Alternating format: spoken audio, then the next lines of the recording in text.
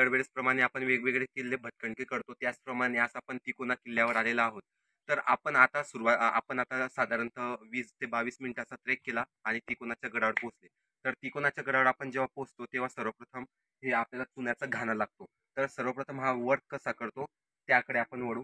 तर सर्वप्रथम हे एक चाल आहे. हे एक चाक आहे. आजही हे चाक इतक्या वर्षापासून व्यवस्थित आहे. या चाकाला एक लाकडीचा ओंडका लावला जातो आणि त्याला एक आधार म्हणून तो इथं एक ओंडका इकडे गाडला जातो आणि याला पुढची जोडी बैल इकडं लावलेले जातात आणि त्या बैलाच्या साहाय्याने हे पूर्ण हे चाक फिरविलं जातं. आणि मग आपल्याला आपल्या मनात प्रश्न पडत असेल की हे जे खाच आहे, या खाचेमध्ये नेमकं काय असेल? तर या खाचेमध्ये बेळाचं फळ, गुळाचे पाणी, त्याच्यानंतर मेथीच्या बिया, हे सर्व मिश्रण एकत्र करून त्यात चुना टाकून एक मिश्रण बनवलं जातं.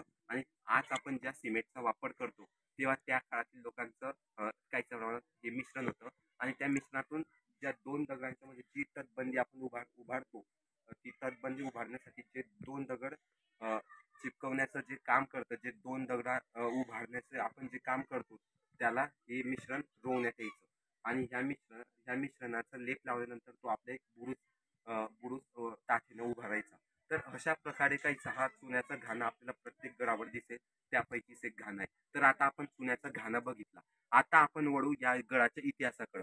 तर ह्या गडाचा इतिहास तर फारसा काही इतिहासात नमूद झालेला नाही, पण काहीसा ह्या गडाचा इतिहास असा आहे की सर्वप्रथम या गडात निजामशाही, मुघलशाही, पेशवे आणि मराठा आणि इंग्रज या 5 सत्ता आपल्याला या गडाच्या संबंधित दिसतात.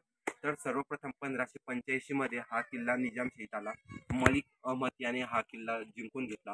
जेव्हा आपण इतिहास चाखलतो, तेव्हा आपल्याला असं कळते की ह्या गडाचं जे नाव विठ्ठलगड ते नंतर प्रस्थापित झाले असावे. तर नंतर गावकऱ्यांनी असंही सांगितलं की ह्या गडाला औरंगजेबाच्या जिंकण्याची कोणती इतिहासात नोंद नमूद झाली नाही. पण आपण जेव्हा इतिहास चाखलतो, तेव्हा औरंगजेबाने हा किल्ला जिंकून याला अमनगड नाव असे ठेवले होते औरंगजेबाने, असेही आपल्याला माहिती पडते. तर थोडक्यात आपण जर का पूर्ण किल्ल्याची पार्श्वभूमी पाहिली, तर या गडाला 3 नावं आहे: तिकोना, वितंगगड आणि अमनगड. त्यानंतर वितंगगड हे नाव पण याला ठेवले आणि अमनगड हे निजामाने ठेवले का औरंगजेबाने ठेवले, यात मतभेद हा इतिहासकारांचे आढळून येतात. तर अशा प्रकारे हा पूर्ण नावाचा आणि इतिहास आहे या किल्ल्याचा. नंतर आता आपण बघू या किल्ल्याकडे कसे यायचे. तर साधारणतः पुणे जिल्ह्यापासून हा किल्ला 60 किलोमीटर व मुंबईपासून 112 किलोमीटर हा किल्ला आहे. साधारणतः या किल्ल्याची उंची ही 1200 मीटर आहे आणि 3200 फूट उंचीवर हा किल्ला समुद्र सपाटीपासून आहे. किल्ल्याची चढाई जशी मध्यम स्वरूपाची आहे. आपल्याला किल्ल्यावर लेणी, चुन्याचा घाणा, तसंच वेगवेगळी आपल्याला पाण्याचे टाके पाहायला मिळते. तसंच किल्ल्यावर एक महादेवाचे मंदिरही आपल्याला पाहायला मिळते. किल्ल्याच्या शेजारी 2 गावं आपल्याला पाहायला मिळतील. एक कोरवण गाव आहे आणि एक तिकोना गाव आहे. तर ह्या गावाचे पायवाट धरून पण आपण किल्ल्याला येऊ शकतो. तर काहीसा हा इतिहास आणि भूगोल आणि हा नावाची अशी पार्श्वभूमी आहे. तर एक वेळ आपण या किल्ल्याला नक्की भेट द्यावी आणि जेव्हाही आपण कोणत्याही किल्ल्याला भेट देता, तेव्हा त्या किल्ल्याचं पावित्र्य राखावं आणि कोणताही आपण या निसर्गाची पूर्ण जपवणूक करून कोणत्याही प्रकारचा कचरा होणार नाही याची काळजी घ्या. आलेलो आहोत तिकोना किल्ल्याला. तर पुणे जिल्ह्यापासून सुमारे 60 किलोमीटरच्या अंतरावर व मुंबईपासून 112 किलोमीटरच्या अंतरावर तिकोना हा किल्ला कोडगाव आणि तिकोना गावाजवळ वसलेला आहे. त्याचे नामांकरण कसे झाले आपण त्याकडे वळू.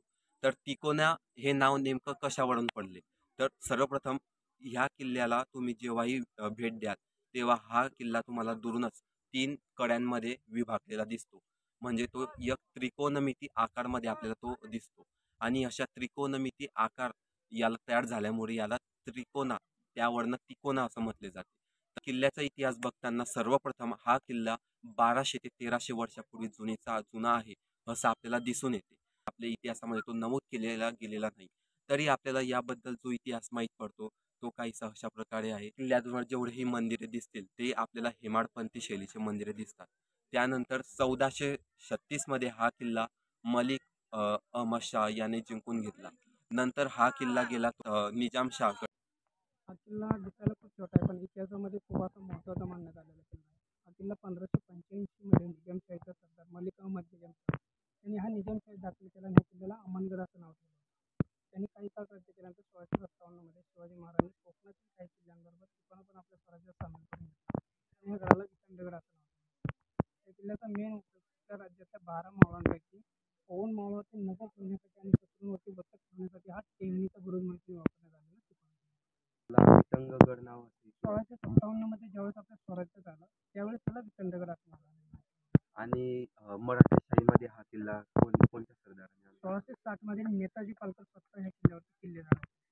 1665 मध्ये जो पुरंदरचा तह झाला त्या तहामध्ये 23 किल्ले मिर्झाराजे जयसिंगला महाराजांनी दिले होते. त्या 23 किल्ल्यांमध्ये तिकोना सुद्धा दिलेला होता. पण तह मोडल्यानंतर ते किल्ले आपल्याकडे घेतले, ते आपल्याकडे ठेवले. आणि पेशवाईमध्ये नाही, पेशवाईचा इतिहास आपल्याला सांगता येत नाही. त्याच्यानंतर 1682 मध्ये संभाजी महाराज स्वतः हे किल्ल्यावर होते. त्यावेळेस औरंगजेबचा मुलगा अकबर याला आश्रयासाठी हा किल्ला दिलेला होता. आणि त्याला इथलं वातावरण न मानवल्यामुळे त्याने आपोआप सोडला आणि हा किल्ला परत आपल्या स्वराज्यात. 1818 मध्ये हा इंग्रजांच्या ताब्यात. असं आहे मित्रांनो, जेव्हाही कोणताही एक किल्ला असतो त्या किल्ल्याचा एक बाले किल्ला असतो. त्या बाले किल्ल्यावरनं त्या किल्ल्याचा राज्यकारभार, त्या किल्ल्याचा कारभार आणि त्याच्या आजूबाजूचा कारभार आपण पाहतो. तर तो कारभार पाहण्यासाठी किंवा तो जो कारभार सांभाळण्यासाठी एक गादी तयार केली जाते.